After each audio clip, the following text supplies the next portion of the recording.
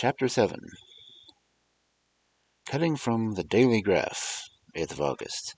Pasted in Mina Marnie's journal. From a correspondent. One of the greatest and suddenest storms on record has just been experienced here, with results both strange and unique. The weather had been somewhat sultry, but not to any degree uncommon in the month of August. Saturday evening was as fine as was ever known, and the great body of holiday-makers set out yesterday for visits to Mulgrave Woods, Robin Hood's Bay, Rig Mill, Brunswick, Staces, and the various trips of the neighborhood of Whitby. The steamers Emma and Scarborough made excursions along the coast, and there was an unusual amount of tripping, both to and from Whitby. The day was unusually fine till the afternoon, when some of the gossips who frequent the East Cliff courtyard, and from that commanding eminence watch the wide sweep of sea visible to the north and east, called attention to the sudden show of mares' trails high in the sky in the northwest. The wind was then blowing from the southwest in a mild degree, which in barometrical language is ranked number 2, light breeze. The Coast Guard on duty at once made report, and one old fisherman, who for more than half a century has kept watch on weather signs from the East Cliff, foretold of an emphatic manner of coming of a sudden storm. The approach of sunset was so very beautiful, so grand in its masses of splendidly colored clouds, that there was quite an assemblage on the walk along the cliff to the old churchyard to enjoy the beauty. Before the sun dipped below the black mass of Kettleness, standing boldly earthward in the western sky, its downward way was marked by a myriad of clouds of every sunset color. Flame, purple, pink, green, and violet, and all the tints of gold were there, and their masses, not large, but seemingly absolute blackness, in all sorts of shapes, as well outlined as colossal silhouettes. The experience was not lost on the painters, and doubtless some of the sketches of the prelude of the great storm will grace the R.A. and R.I. walls next May. More than one captain made up his mind then and there that his cobble or his mule, as they term the different classes of boats, would remain in the harbor till the storm had passed. The wind fell away entirely during the evening, and at midnight there was a dead calm, a sultry heat, and the prevailing intensity which on the approach of thunder affects persons of a sensitive nature. There were but few lights in the sea at sight of sea, and for even the coasting steamers, which usually hug the shore so closely, kept well to seaward, but few fishing boats were in sight. The only sail noticeable was a foreign schooner with all sails set, which was seemingly going westwards. The foolhardiness or ignorance of her officers was a prolific theme for comment while she remained in sight, and efforts were made to signal her to reduce sail in face of her danger. Before the night shut down, she was seen with sails idly flapping as she gently rolled on the undulating swell of the sea, as idle as a painted ship upon a painted ocean. Shortly before 10 o'clock, the stillness of the air grew quite oppressive, and the silence was so marked that the bleating of sheep inland or the barking of a dog in town was distinctly heard. And the band on the pier, with its lively French air, was like a discord in the great harmony of nature's silence. A little after midnight came a strange sound from over the sea. High overhead, the air began to carry a strange, faint, hollow booming. Then, without warning, the tempest broke. With a rapidity which, at the time, seemed incredible, and even afterwards is impossible to realize, the whole aspect of nature at once became convulsed. The waves rose in growing fury, each overtopping its fellow, till, in a very few minutes, the lately glassy sea was like a roaring and devouring monster. White-crested waves beat madly on the level sands and rushed up the shoveling cliffs. Others broke over the piers, and with their spume swept lanthorns and the lighthouses which rise from the end of the pier of Whitby Harbor. The wind roared like thunder, and blew with such force that it was with difficulty that even strong men kept their feet, or clung with grim grasp to iron stanchions. It was found necessary to clear entire piers of the mass of onlookers, or else the fatalities of the night would have been increased many-fold. To add to the difficulties and dangers of the time, masses of sea fog came drifting inland, wet, white clouds which swept by in ghostly fashion, so dank and damp and cold that it needed but little effort of imagination to think that the spirits of the loads lost at sea were touching their living brethren with the clammy hands of death. And many a one shuddered as the wreaths of sea mist swept by. At times the mist cleared, and the sea for some distance could be seen in the glare of the lightning, which now came thick and fast, followed by each sudden peals of thunder, that the whole sky overhead seemed trembling under the shock of the footsteps of the storm. Some of the scenes thus revealed were immeasurable grandeur and of absorbing interest. The sea, running mountains high, threw skywards with each wave mighty masses of white foam, which the tempest seemed to snatch at and whirl away into space. Here and there a fishing boat, with a rag of sail, running madly for shelter before the blast. Now and again the white wings of storm-tossed seabird. On the summit of the east cliff, the new searchlight was ready for experiment, but had not yet been tried. The officers in charge of it got into the working order, and in pauses of the intruding mist swept it with the surface of the sea. Once or twice its service was most effective, as when a fishing boat, with gunwale under water, rushed into the harbor, able, by the guidance of the sheltering light, to avoid the danger of dashing against the piers. Each boat achieved the safety of the port. There was a shout of joy from the mass of people on shore, a shout which for a moment seemed to cleave the gale and was swept away in its rush. Before long the searchlight discovered some distance away a schooner with all sails set, apparently the same vessel which had been noticed earlier in the evening. The wind had by this time backed to the east, and there was a shudder amongst the watchers on the cliff as they realized the terrible danger in which she was now. Between her and the port lay a great flat reef, on which so many good ships have from time to time suffered, and, with the wind blowing from its present quarter, it would be quite impossible that she should fetch entrance to the harbor. It was now nearly the hour of high tide, but the waves were so great that in their troughs the shallows of the shore were almost invisible, and the schooner, with all sails set, was rushing with such speed that, in the words of one old salt, she must fetch up somewhere, if it is only in the hell. Then came another rush of sea fog, greater than any hitherto mass of dank mist, which seemed to close on all things like a grey pall, and left available to men only the organ of hearing. For the roar of the tempest and the crash of the thunder, the booming of the mighty billows came through the damp oblivion even louder than before. The rays of the searchlight were kept fixed on the harbor mouth across from the east pier, where the shock was expected, and men waited breathless.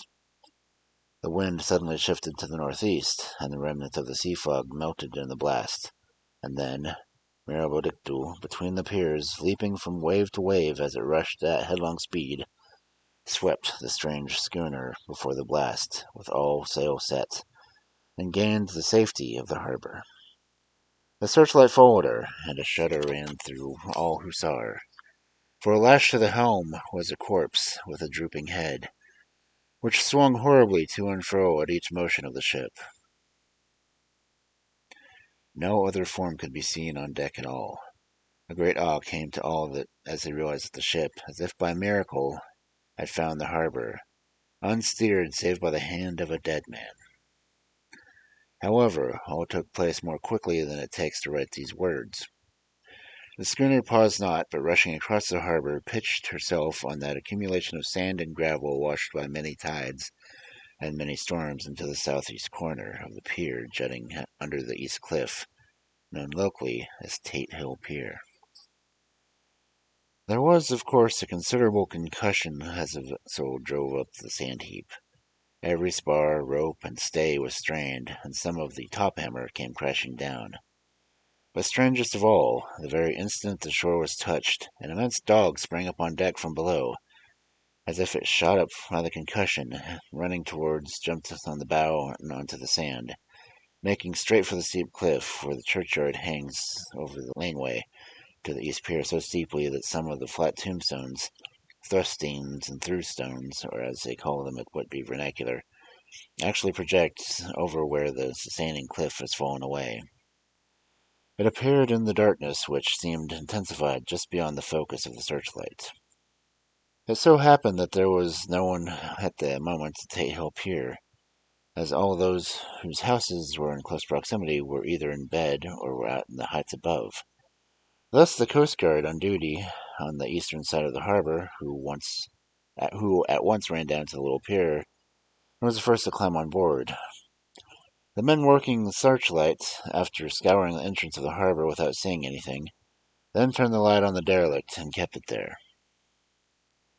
The Coast Guard ran aft, and when he came beside the wheel, bent over to examine it, and recoiled at once as though under some sudden emotion. This seemed to pique the general curiosity, and quite a number of people began to run. It's a good way around the West Cliff by drawbridge to Tate Hill Pier. But your correspondent is a fairly good runner, and came well ahead of the crowd. When I arrived, however, I found already assembled on the pier a crowd, whom the Coast Guard and police refused to allow to come on board. By the courtesy of the chief boatman, I was, as your correspondent, permitted to climb on deck, and was one of a small group who saw the dead seaman whilst actually lashed to the wheel. It was no wonder that the Coast Guard was surprised, or even awed, for not often can one see such a sight. The man was simply fastened by his hands, tied one over the other, to a spoke of the wheel. Between the inner hand and the wood was a crucifix, the set of beads on which it was fastened being around both wrists and wheel, and all kept fast by binding cords. The poor fellow may have been seated at one time, but the flapping and buffeting of the sails worked through the rudder of the wheel and dragged him to and fro, so that the cords with which he was tied had cut the flesh to the bone. Accurate note was made of the state of things, and Dr. Surgeon J. M. Caffin, of 33, East Elliot Place, who came immediately after me, declared, after making examination, that the man must have been dead for quite 2 days. In his pocket was a bottle, carefully corked, empty save for a little roll of paper, which proved to the addendum of the log. The Coast Guard said the man must have been tied up by his own hands, fastening the knots with his teeth. The fact that a Coast Guard was the first on board may save some complications later on in the Admiralty Court, for the Coast Guards cannot claim the salvage, which is the right of the first civilian entering on a derelict. Already, however, the legal tongues were wagging, and one young law student was loudly asserting that the rights of the owner are already completely sacrificed, his property being held in contravention of the statutes of mortmain, since the tiller, as emblemship, if not proof, of the delegated possession, is held in a dead hand. It is needless to say that the dead steersman has been reverently removed from the place where he held his honorable watch and ward till death, a steadfastness as noble as that of the young Casabianca, and placed in the mortuary to await inquest. Already the sudden storm is passing, and its fierceness is abating. The crowds are scattering homewards, and the sky is beginning to redden over Yorkshire wolds. I shall send, in time for your next issue, further details of the derelict ship which found her way so miraculously into harbor in the storm. Whitby, 9th August. The sequel to the strange arrival of the derelict in the storm last night is almost more startling than the thing itself. It turns out that the schooner is a Russian from Varna, and is called Demeter. She is almost entirely in ballast of silver sand, with only a small amount of cargo. A number of great wooden boxes filled with mold. The cargo was consigned to a Whitby solicitor, Mr. S. M. Billington of 7 The Crescent, who this morning went aboard and formally took possession of the goods consigned to him. The Russian consul, too, acting for the charter party, took formal possession of the ship, and paid all harbor dues, etc. Nothing is talked about here today except a strange coincidence. The officials of the Board of Trade have been most exciting in seeing that every compliance has been made with the existing regulations. As a matter to the 9 days' wonder, they are evidently determined that there shall be no cause of a complaint. A good deal of interest was aboard concerning the dog which landed when the ship struck, and more than a few of the members of the SPCA, which is very strong in Whitby, have tried to befriend the animal. To the general disappointment, however, it was not to be found. It seems to have disappeared entirely from the town. It may be that it was frightened and made its way to the moors, where it is more still hiding in terror. There are some who look with dread on such a possibility, lest later on it should return itself, become a danger, and for it is evidently a fierce brute.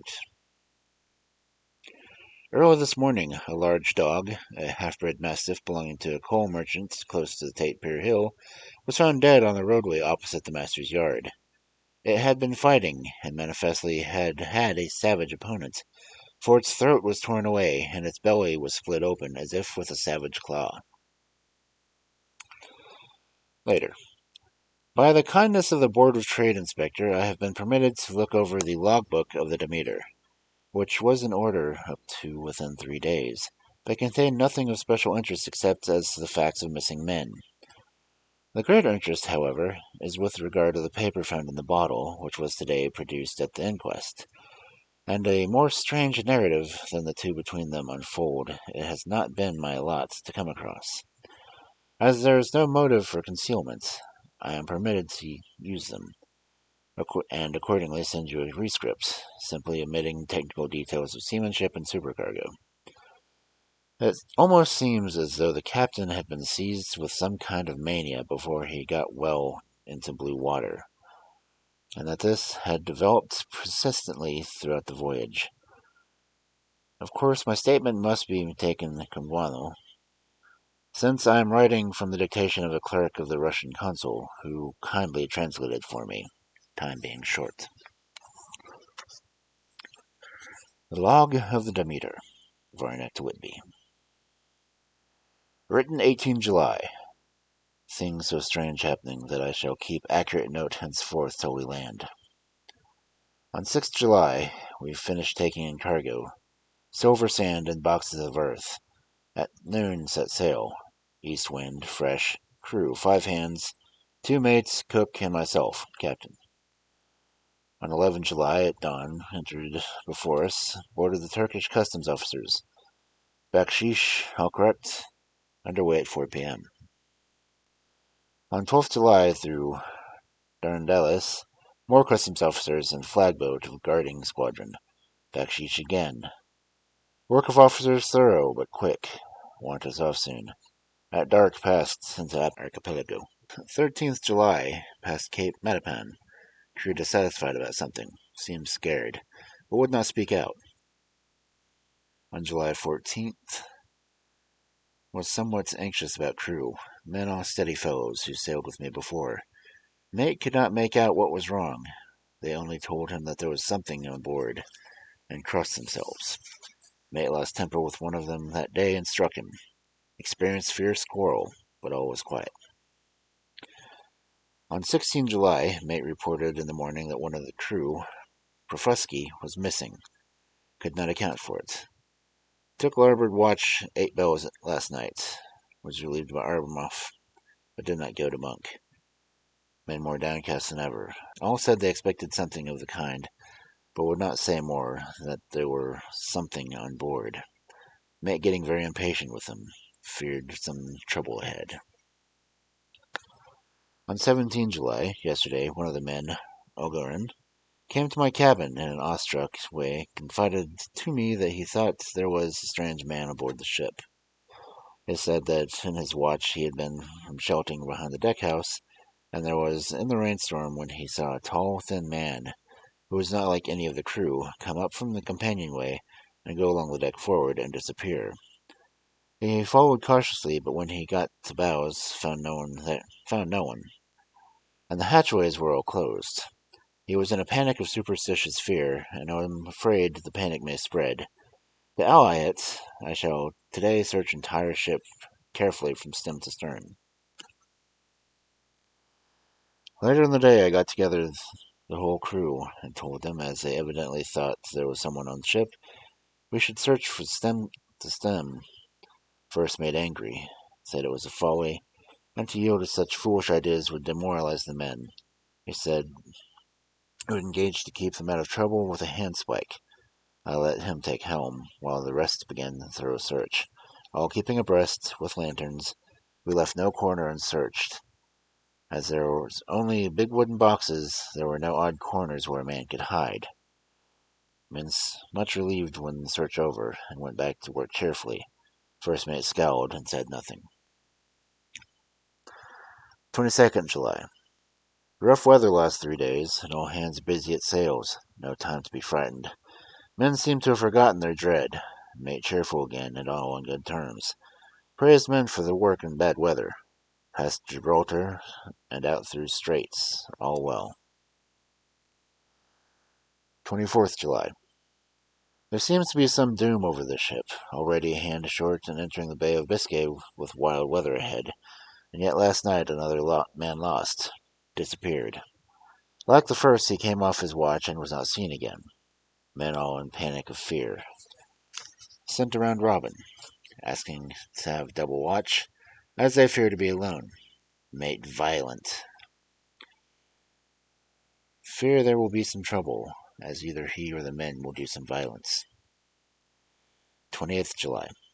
4 days in hell, knocking about in some sort of maelstrom, and the wind is a tempest. No sleep for anyone, men all worn out. Hardly know how to set a watch since no one fit to go on. Second mate volunteered to steer and watch, and let men snatch a few hours' sleep. Wind abating, seas all terrific. The feel less, the ship is steadier. 29 July. Another tragedy. I had single watch tonight, its crew too tired to double. When morning watch came to deck, they could find no one except steerman. Raised outcry, and all came on deck. Thorough search, but found no one. Are now without second mate, and crew in panic. Mate and I agreed to go armed henceforth, and wait for any sign of cause. 30th July. Last night, rejoiced we were nearing England. Weather fine, all sails set. Retired, worn out, slept soundly, awakened by mate telling me that both men on the watch and steerman missing. Only self and mate, and 2 hands left to work ship. 1st August. 2 days of fog, and not a sail sighted. Had hoped when the English Channel to be able to signal for help to get somewhere. Not having power to work sails, have to run before wind. Dare not lower, could not raise them again. We seem to be drifting to some terrible doom. Mate now more demoralized than either of them. His stronger nature seems to have worked inward against himself. Men are beyond fear, working stolidly and patiently, with minds made up to worst. They're Russian, he Romanian. 2 August, midnight. Woke up from a few minutes' sleep by hearing a cry, seemingly outside my port. Could see nothing in fog. Rushed to deck and ran against mate. Tells me he heard cry and ran, but no sign of man on watch. One more gone. Lord help us. Mate says we must be past Straits of Dover, and in the moment the fog lifting, he saw the North Foreland just as he heard man cry out. If so, we are now off in the North Sea, and only God can guide us in this fog, which seems to move with us, and God seems to have deserted us. 3rd August. At midnight, I went to relieve the man at the wheel, but when I got there I found no one was there. The wind was steady, and as we ran before, it was there no yawing. I dared not leave it, so shouted for mate. After a few seconds, he rushed up on deck in his flannels. He looked wild-eyed and haggard, and I greatly fear his reason had given way. He came close to me and whispered hoarsely, with his mouth to my ear, as though fearing the very night air might hear. "It is here. I know it now. On the watch last night I saw it. A man, tall and thin, and ghastly pale. It was in the bows and looking out. I crept behind it, gave it my knife, but the knife went through it, empty as the air." And as he spoke, he took the knife and drove it strangely into space. Then he went on. "But it is here, and I'll find it. It is in the hold, perhaps. One of these boxes. I'll unscrew them one by one and see. You work the helm." And with a warning look and his finger on his lips, he went below. There was a springing up and choppy wind, and I could not leave the helm. I saw him come out on the deck again with a tool chest and a lantern, and go down the forward hatchway. He is mad, stark raving mad, and it's no use my trying to stop him. He can't hurt those big boxes. Their invoice is clay. And to pull him up about his madness is a thing as he can do. So here I stay and mind the helm and write these notes. I can only trust in God and wait until the fog clears. Then, if I can't steer to any harbor with the wind that is, I shall cut down sails and lie by and signal for help. It is nearly all over now, just as I was beginning to hope that the mate would come out calmer, for I heard him knocking away at something in the hold, and work is good for him. Then came up a hatchway a sudden startled scream which made my blood run cold, and up on the deck he came as if shot from a gun, a raging madman, with his eyes rolling and his face convulsed in fear. Save me, he cried. Then he looked around in the blanket of fog. His horror turned to despair, and in a steady voice he said, "You had better come to, Captain, before it is too late. He is there. I know the secret now. The sea will save me from him, and it is all that is left." Before I could say a word or move forward to seize him, he sprang forward on the bulwark and deliberately threw himself into the sea. I suppose I know the secret now, too. It was this madman who got rid of all the men one by one, and now he has followed them himself. God help me. How am I to account for all these horrors when I get to port? When I get to port, will that ever be? 4th August. Still fog, which the sunrise cannot pierce. I know there is a sunrise because I am a sailor, and why else I know not. I dared not go below. I dared not leave the helm, so here I stayed all night. And in the dimness of the night I saw it. Him. God forgive me. But the mate was right to jump overboard. It is better to die like a man, to die like a sailor in the blue water, than no man can object. But I am captain, and I must not leave my ship. But I shall baffle this fiend or monster, for I shall tie my hands to the wheels when my strength begins to fail. Along with him I shall tie that which it dare not touch. And then, come good wind or foul, I shall save my soul and my honor as a captain. I am growing weaker, and the night is coming. If he can look me in the face again, I may not have time to act. If we are wrecked, mayhaps this bottle will be found, and those who find it may understand. If not, well, then all men shall know that I have been true to my trust. God and the Blessed Virgin and the saints help a poor ignorant soul trying to do his duty.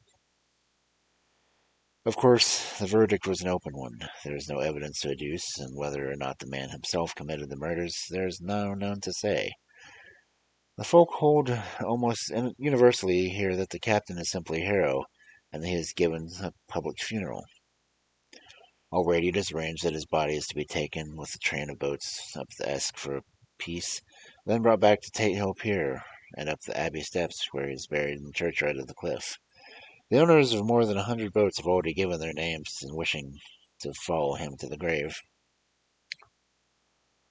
No trace was ever found of the great dog, at which there is mourning, for, with public opinion at its present state, I would, I believe, be adopted by the town. Tomorrow we'll see the funeral, so will end this one more mystery of the sea. Mina Murray's Journal. 8th August. Lucy was very restless all night, and I, too, could not sleep. The storm was fearful, and as it boomed loudly among the chimney pots, it made me shudder. When a sharp puff came in, it seemed like a distant gun. Strangely enough, Lucy did not wake, but she got up twice and dressed herself. Fortunately, each time I awoke in time and managed to undress her without waking her, and got her back to bed. It is a very strange thing, this sleepwalking, for as soon as her will is thwarted in any physical way, her intention, if there be any, disappears, and she yields herself almost exactly to the routine of her life. Early in the morning, we both got up and went down to the harbor to see if anything had happened in the night. There were very few people about, and though the sun was bright and the air was clear and fresh, the big, grim-looking waves seemed dark themselves because the foam that topped them was like snow, forced themselves in through the narrow mouth of the harbor, like a bullying man going through a crowd. Somehow I felt glad that Jonathan was not on sea last night, but on land. But, oh, is he on land or sea? Where is he now, and how? I'm getting fearfully anxious about him. If only I knew what to do, and could do anything. 10th August. The funeral of the poor sea captain today was most touching. Every boat in the harbor seemed to be there, and the coffin was carried by captains all the way from Tate Hill Pier up to the churchyard. Lucy came with me, and we went clearly to our old seats, whilst the cortege of boats went up the river to the viaduct, and came down again. We had a lovely view, and saw the procession clearly, nearly all the way. Poor fellow was laid to rest quite near our seat, so that we stood on it when the time came and saw everything. Poor Lucy seemed much upset. She was restless and uneasy all the time, and I cannot but think that her dreaming at night is telling on her. She is quite odd in one thing. She would not admit to me that there is any cause for restlessness, or if there were, she does not understand it herself. There is additional cause in that poor old Mr. Swales was found dead in his morning at our seats, his neck being broken. He had evidently, as the doctor said, fallen back in the seat in some sort of fright, for there was a look of fear and horror in the face of the man that made them shudder. Poor dear old man! Perhaps he had seen death with his dying eyes. Lucy is so sweet and sensitive that she feels influences more acutely than other people do. Just now she is quite upset by the little things, which I did not heed, though I myself am very fond of animals. One of the men who came up here very often to look at the boats was followed by his dog. This dog was always with him. They are both quiet persons, and I never saw the man angry, nor heard the dog bark. During the service the dog would not come to its master, who was on the seat with us, but it kept a few yards off, barking and howling. Its master spoke to it gently, and then harshly, then angrily, but it would neither come nor cease to make noise. It was a sort of a fury with its savage eyes, and all its hairs bristling out like a cat's tail when the puss is on the warpath. Finally the man, too, got angry and jumped down and kicked the dog, and then it took it by the scruff of the neck and half dragged and half threw it down the tombstone on which the seat was fixed. The moment it touched the stone, the poor thing became quiet and fell all into tremble.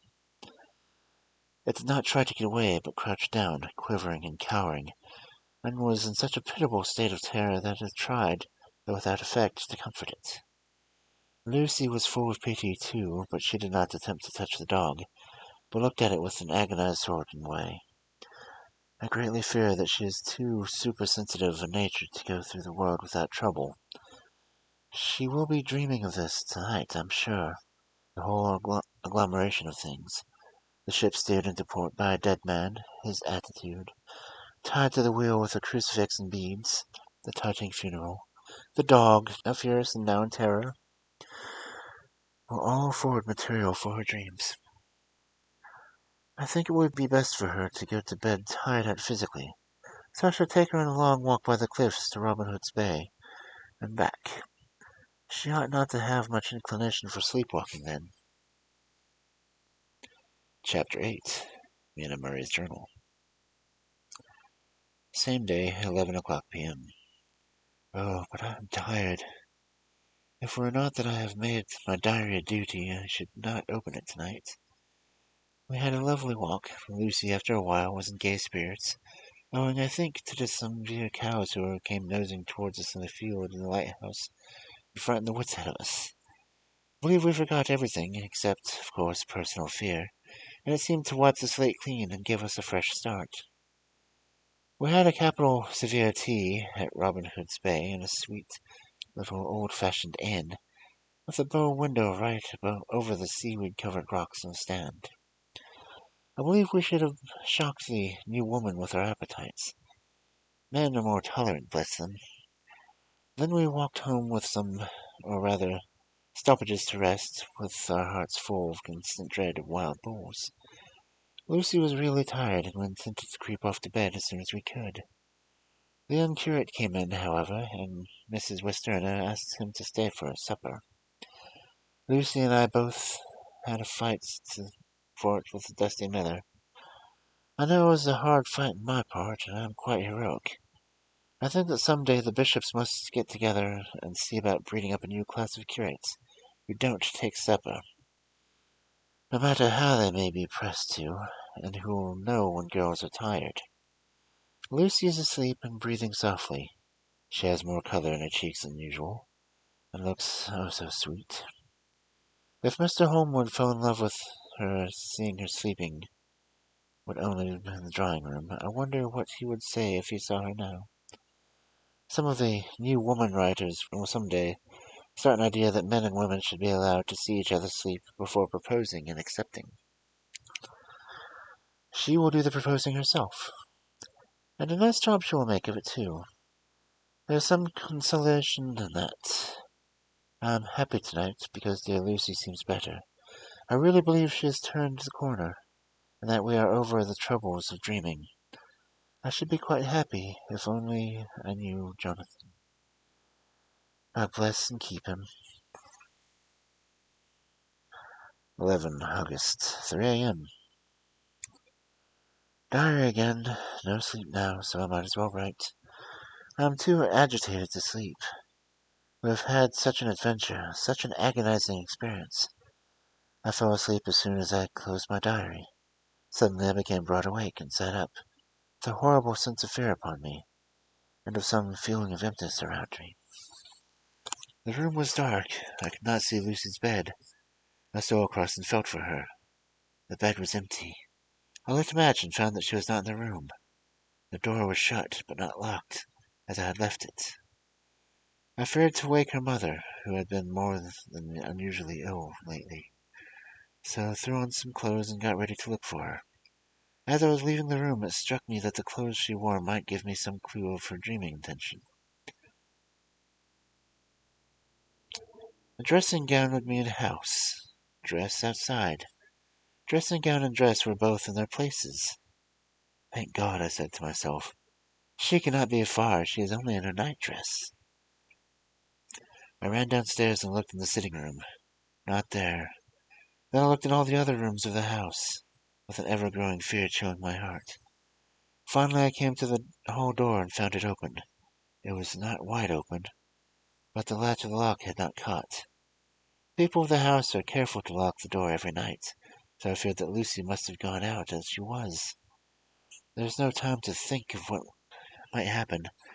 Vague, overmastering fear obscured my details. I took a big, heavy shawl and ran out. The clock was striking 1 as I was in the crescent. There was not a soul in sight. I ran along the north terrace, but could see no sign of the white figure which I expected. At the edge of West Cliff, above the pier, I looked across the harbor to the East Cliff, and fear and hope, I don't know which, was seeing Lucy in her favorite seat. There was a bright moon, with heavy black driving clouds, which threw the whole scene into a fleeting diorama. Of light and shade they sailed across. For a moment or two I could see nothing, as the shadow of the cloud obscured St. Mary's Church and all around it. Then as the cloud passed I could see the ruins of the abbey coming into view. and the edge of the narrow band of light that sharp the sword cut moved along. The church in the courtyard became gradually visible. Whatever my expectation was, it was not disappointed, for there, on our favorite seat, the silver light of the moon struck a half-reclining figure, snowy white. The coming of the cloud was too quick for me to see much, for shadows shut down almost the light immediately. For it seemed to me there was something dark stood behind the seat where the white figure shone, bent over it. What it was, whether man or beast, I could not tell. I did not wait to catch another glance, but flew down the steps to the pier and along the fish market to the bridge, which was the only way to reach the east cliff. The town seemed as dead, for not a soul I did see. I rejoiced that it was so, for I wanted no witness to poor Lucy's condition. The time and distance seemed endless, and my knees trembled and my breath became labored as I toiled up the endless steps to the abbey. I must have gone fast, and yet it seemed to me as if my feet were weighted with lead, as though every joint in my body was rusty. When I got almost to the top, I could see the seat and the white figure, for I was now close enough to distinguish it, even through the spells of shadow. There was undoubtedly something, long and black, bending over the half-reclining white figure. In fright I cried, "Lucy, Lucy!" And something raised a head, and from where I could see the white face and red, gleaming eyes. Lucy did not answer, and I ran on to the entrance of the churchyard. As I entered, the church was between me and the seat, and for a moment so I lost sight of her. When I came in view again, the cloud had passed, and the moonlight struck so brilliantly that I could see Lucy, half reclining with her head lying over the back of the seat. She was quite alone, and there was not a sign of any living thing about her. When I bent over her, I could see that she was still asleep. Her lips were parted, and she was breathing, not softly as usual with her, but in long, heavy gasps, as though striving to get her lungs full at every breath. As I came close, she put her hand in her sleep and pulled the collar of her nightdress close around her throat. While she did so, there came a little shudder through her, as though she felt the cold. I flung the warm shawl over her and drew the edges tight around her neck, for I dreaded lest she should come get some deadly chill from the night air.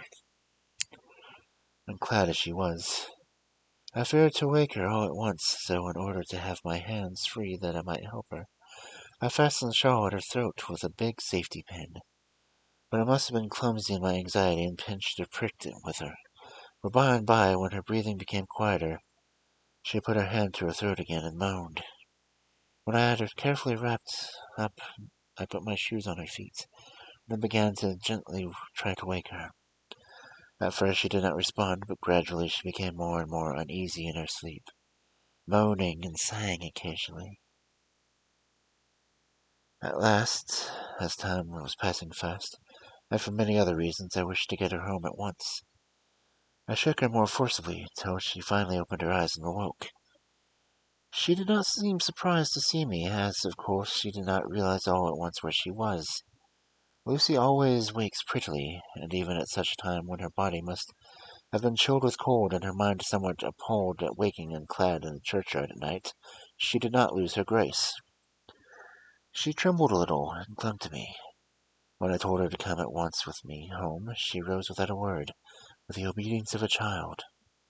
As we passed along, the gravel hurt my feet, and Lucy noticed me wince. She stopped and wanted to insist upon me taking my shoes, but I would not. However, when we got to the pathway outside the churchyard, where there was a little puddle of water remaining from the storm, I daubed my feet with mud, using each foot in turn with the other, so that we went home with no one, in case we should meet someone, should notice my bare feet. Fortune favored us, and we got home without meeting a soul. Once we saw a man, who seemed not quite sober, pass along the street in front of us, but we hid in a door till he had disappearing in an opening such as there were here. Steep little closes, or wins, as they call them in Scotland. My heart beat so loud that all the time that sometimes I thought I should faint. I was filled with anxiety, not Lucy, but about not for her health, at least she suffered for the exposure, but for her reputation in case the story should get wind.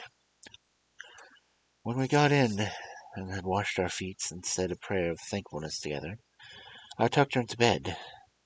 Before falling asleep, she asked, even implored, me not to say a word to anyone, even her mother, about her sleepwalking adventure.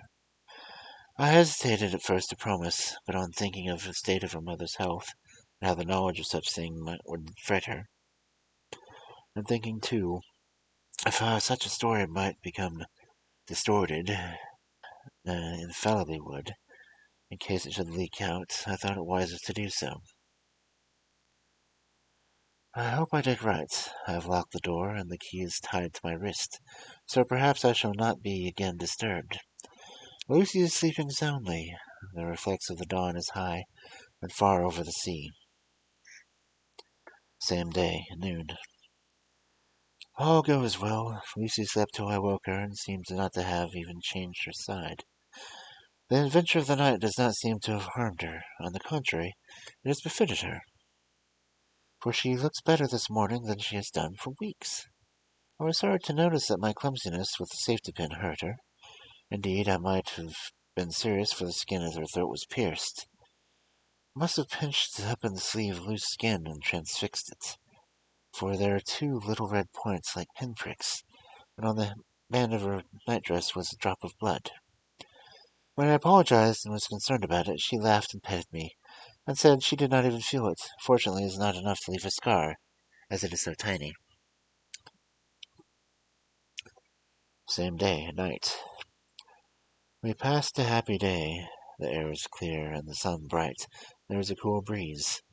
We took our lunch to the Mulgrave Woods, Mrs. Westerina driving by the wood, and Lucy and I walking by cliff path and joining her at the gate.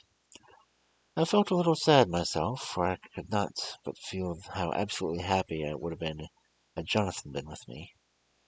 But there, I must only be patient.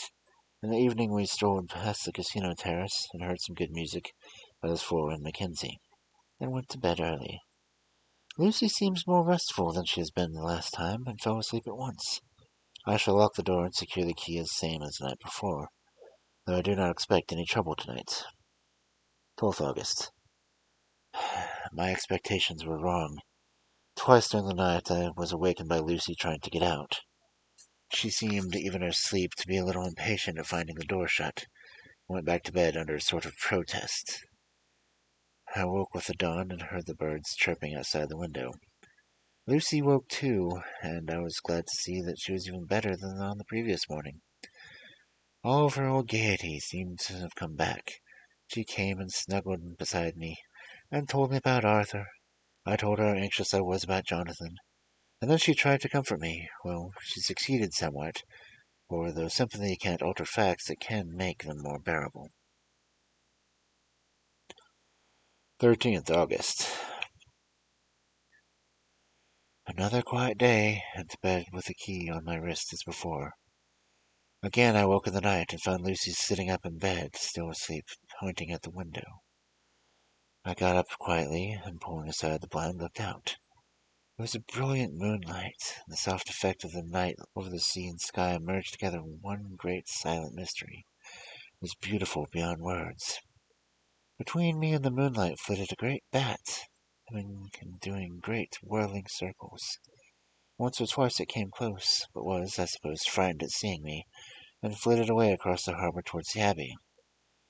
When I came back from the window, Lucy had lain down, and was sleeping peacefully. She did not stir again all night.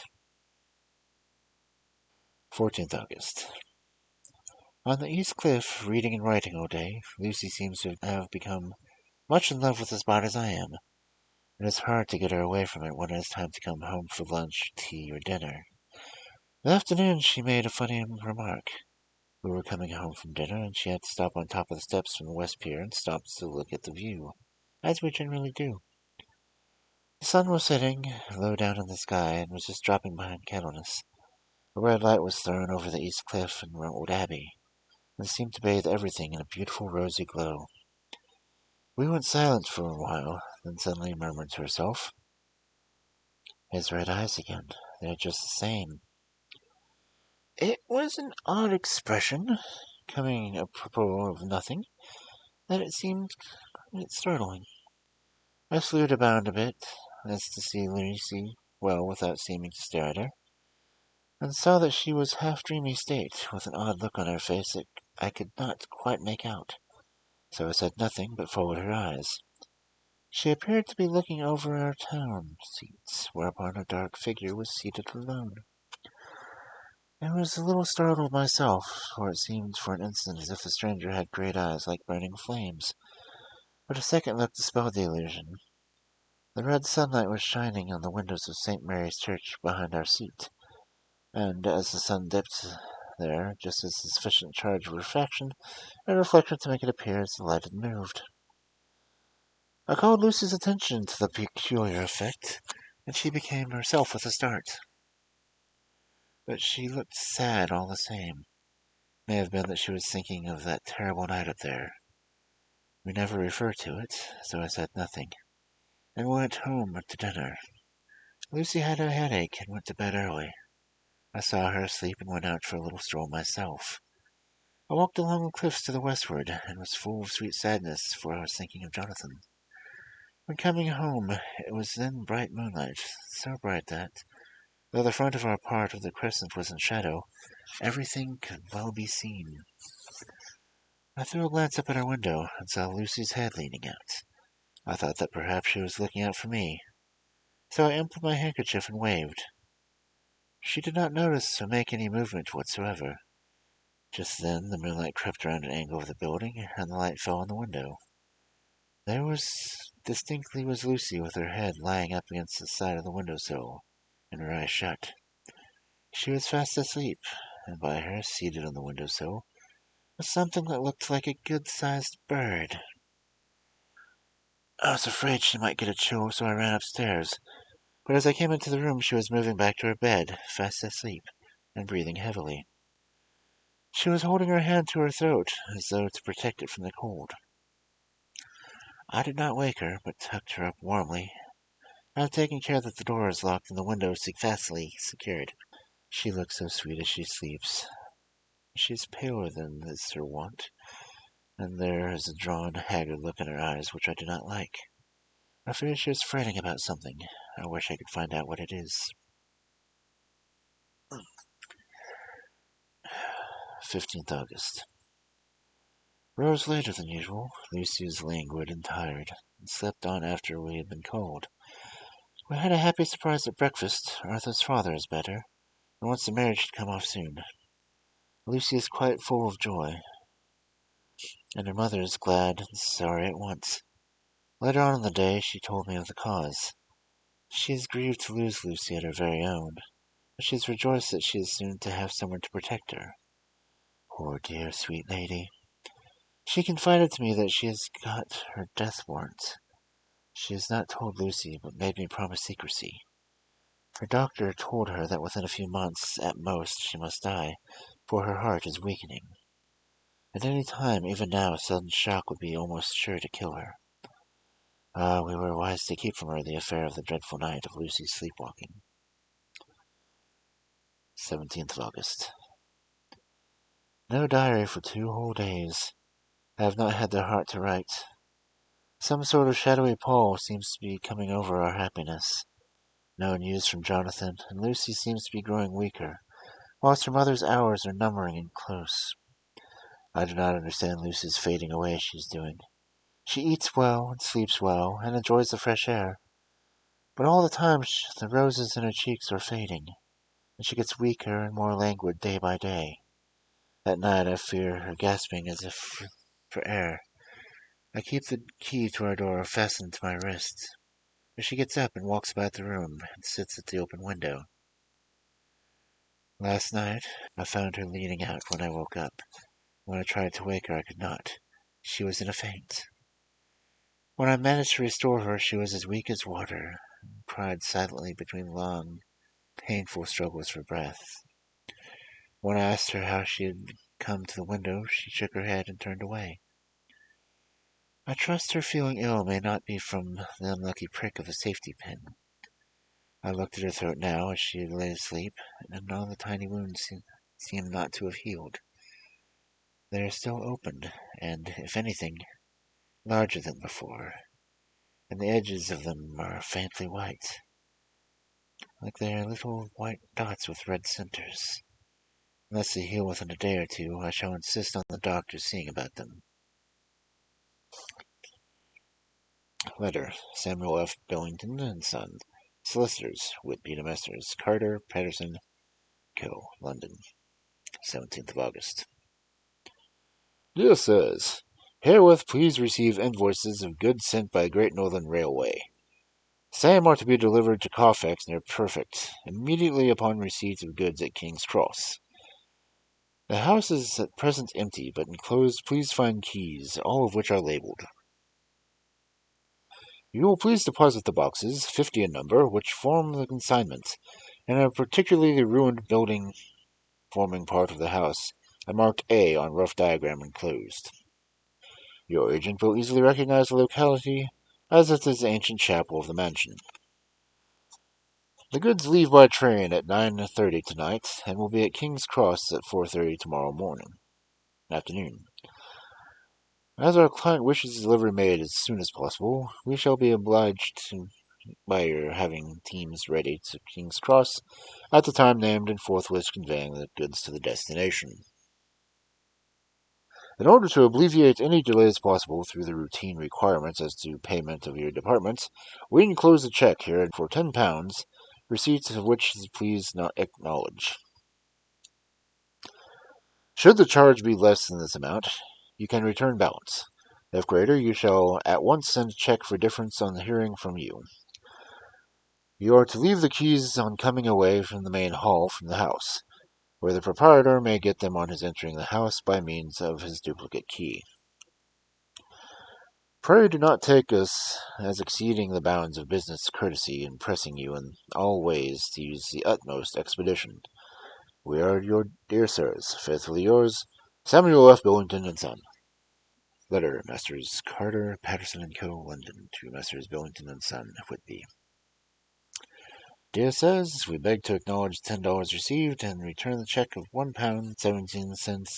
Amounts of overplus as shown in the receipts of the amount herewith. Goods are delivered in exact accordance with instructions, and keys left in the parcel in main hall as directed. We are, dear sirs, yours respectfully, Pro Carter, Patterson and Co. Mina Murray's Journal, 18th August. I am happy today, and right sitting here on the seat of the courtyard. Lucy is ever so much better. Last night she slept all night and did not disturb me once. The roses seemed coming back already to her cheeks, though she is still sadly pale and wan-looking. If she were in any way anemic, I could understand it, but she is not. She is in gay spirits and full of life and cheerfulness. All the morbid residence seems to have passed from her, and she has just reminded me, as if I needed any reminding, of that night, and that it was here, on this very seat, I found her asleep. As she told me, she tapped playfully on the heel of her boot with a stone slab and said, "My poor little feet didn't make such a noise then.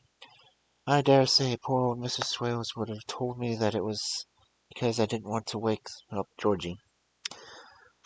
As she was in such a communicative humor, I asked her if she had dreamed at all that night. Before she answered, that sweet puckered look came to her forehead, which Arthur, I call him Arthur from her habit, says he loves, and indeed I don't wonder that he does. When she went on in a half-dreaming kind of way, as if trying to recall to herself. I didn't quite dream, but it seemed all too real. I only wanted to be here in this spot. I don't know why, for I was afraid of something. I don't know what. I remember, though I suppose I was asleep, passing through the streets and over the bridge. A fish leaped as I went by, and I leaned over to look at it. I heard lots of dogs howling. The whole town seemed as if it must be full of dogs, all howling at once. As I went up the steps, then I have a vague memory of something long and dark with red eyes, just as we saw in the sunset, and something very sweet and very bitter all around me at once. Then I seemed sinking into deep green water. There was a singing in my ears that I have heard there's drowning men. Then everything seeming passed away from me. My soul seemed to go out of my body and float about the air. I seemed to remember that once the West Lighthouse was right under me, and then there was a sort of agonizing feeling, as if I were in an earthquake. And I came back and found you shaking my body. I saw you do it before I felt you. Then she began to laugh. It seemed a little uncanny to me, and I listened to her breathlessly. I did not quite like it, and thought it better not to keep her mind on the subject. So we drifted on to other subjects, and Lucy was like her old self again. When we got home, the fresh breeze had braced her up, and her pale cheeks were really more rosy. Her mother rejoiced when she saw her. We all spent a very happy evening together. 19th August. Joy, joy, joy, although not all joy. At last, news of my Jonathan. The dear fellow has been ill, and that is why he did not write. I am not afraid to think it, or to say it, now that I know that Mr. Hawkins sent me on the letter, and wrote himself, oh, so kindly. I am to leave in the morning, and to go over to Jonathan and help him nurse if necessary, and to bring him home. Mr. Hawkins says it would not be a bad thing if we were to be married out there. I have cried over good sister's letter till I can feel it wet beneath my bosom where it lies. It is of Jonathan, and it must be next to my heart, for he is in my heart. My journey is all mapped out. My luggage is ready. I'm only taking one change of dress. Lucy will bring my trunk to London and keep it till I send for it, for it may be that.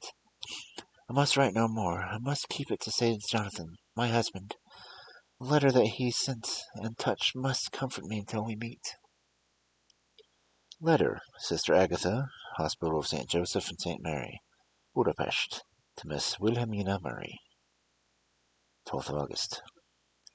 Dear Madam, I write my desire of Mr. Jonathan Harker, who is himself not strong enough to write. They are progressing well, thanks to God and St. Mary and St. Joseph. He has been under our care for nearly 6 weeks, suffering from a violent brain fever. He wishes me to convey his love and to say that by this post I write for him to Mr. Peter Hawkins, Exeter, to say, with his dutiful respects, that he is sorry for his delay, and that all his work is completed. He will require some more few weeks' rest in the sanatorium in the hills, but will return. He wishes me to say that he has not sufficient money with him, and that he would like to pay for his staying here, so that others who need shall not be wanting for help. Leave me your sympathies and all blessings, Sister Agatha. P.S. My patient is being asleep. I open this to let you know something more. He has told me all about you, and that you are shortly to be his wife. All blessings to both. He has had some fearful shock, so says the doctor, and in his delirium his ravings have been dreadful, of wolves and poison and blood, of ghosts and demons, and I fear to say what. Be careful with him always, that there may be nothing to excite him of this kind for a long time to come. Traces of such an illness as his do not lightly die away. We should have written long ago, but we knew nothing of his friends, and there was on him nothing that anyone could understand. He came in the train from Klausenberg, and the guard was told by the station master there that he rushed into the station shouting for a ticket for home. Seeing from his violent demeanour that he was English, they gave him a ticket for the farthest station on the way thither that the train reached. Be assured that he is well cared for. He has won our hearts by his sweetness and gentleness. He is truly getting on well, and I have no doubt we will in a few weeks be himself. But be careful for him for safety's sake. There are, I pray God and St. Joseph and St. Mary, many, many happy years for you both. Dr. Seward's Diary. 19th August. Strange and sudden change in Renfield last night. About 8 o'clock he began to get excited and to sniff about as a dog does when setting. The attendant was struck by his manner, and knowing my interest in him, encouraged him to talk. He is usually respectful to his attendant, and sometimes servile, but tonight, the man tells me, he was quite haughty. Would not consent to talk with him at all. All he would say was, "I don't want to talk to you. Don't you count now. The master is at hand." The attendant thinks it is some sudden form of religious mania which has seized him. If so, we must now look for squalls, for a strong man with homicidal and religious mania at once might be dangerous. The combination is a dreadful one. At 9 o'clock I visited myself. His attitude to me was the same as it was to the attendant, and a sublime self-feeling of difference between myself and the attendant seemed to him nothing. It looks like religious mania, and he will soon think that he is himself God. These infinitesimal distinctions between man and man are too paltry for an omnipotent being. How these madmen give themselves away! The real God taketh heed lest the sparrow fall, but the God created from human vanity sees no difference between an eagle and a sparrow. Oh, if only men knew. For half an hour or more, Renfield kept getting excited in greater and greater degree. I did pretend not to be watching him, but I kept strict observation all the same. All at once that shifty look came into his eyes, which he always see when a madman has seized an idea, and with it the shifty movement of the head and back which asylum attendants come to know so well. He became quite quiet, and went and sat on the edge of his bed, and resignedly, and looked into space with lackluster eyes. I thought I would find out if his apathy were real or only assumed, and tried to lead him to talk of his pets, a scheme which had never failed to excite his attention. At first he made no reply, but at length said testily, "Bother them all. I don't care a pin about them." "What?" I said. "You don't mean to tell me that you don't care about your spiders?" Spiders are at present his hobby, and the notebook is filling up with columns of small figures. To this he answered enigmatically, "The bridemaidens rejoice, the eyes that wait the coming of the bride. And when the bride draweth nigh, when the maidens shine not the eyes that are filled."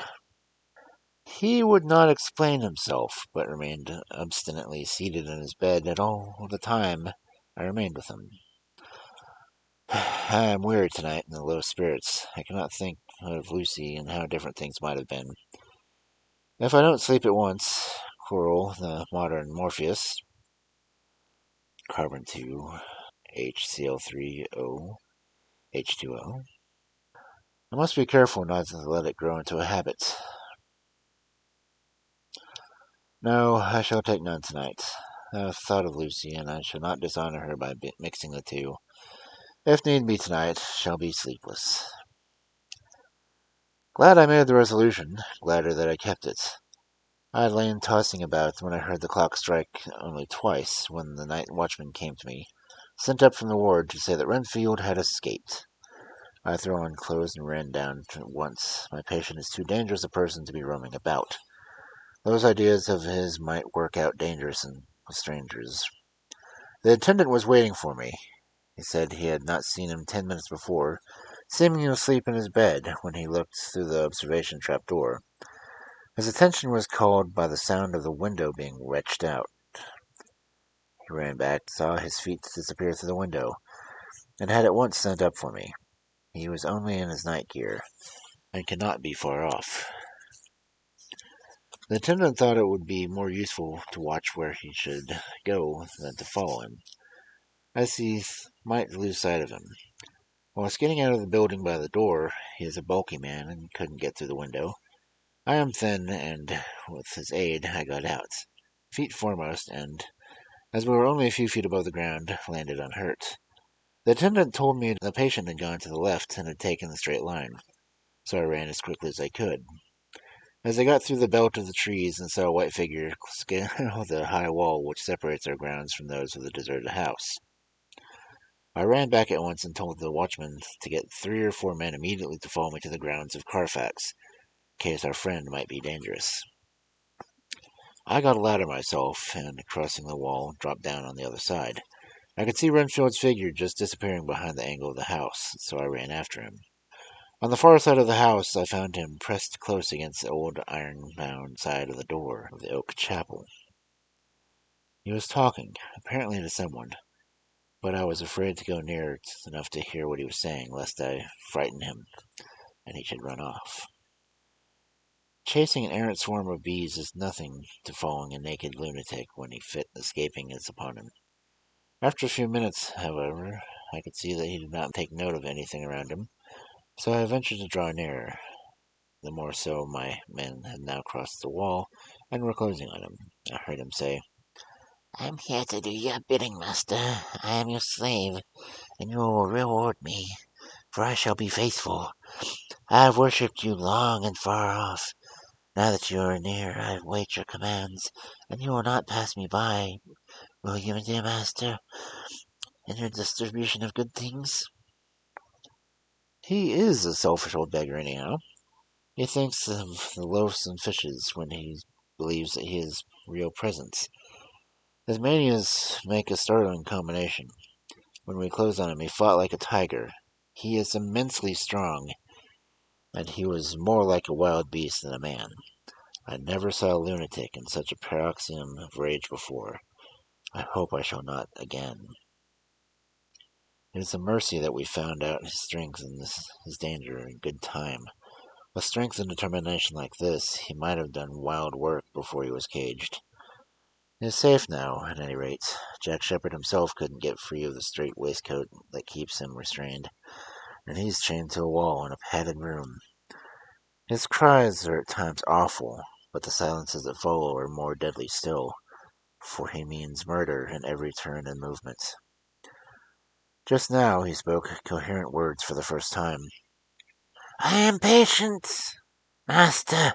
It is coming, coming, coming. So I took the hint and came to. I too was excited to sleep, but this diary has quieted me, and I feel I shall get some sleep tonight.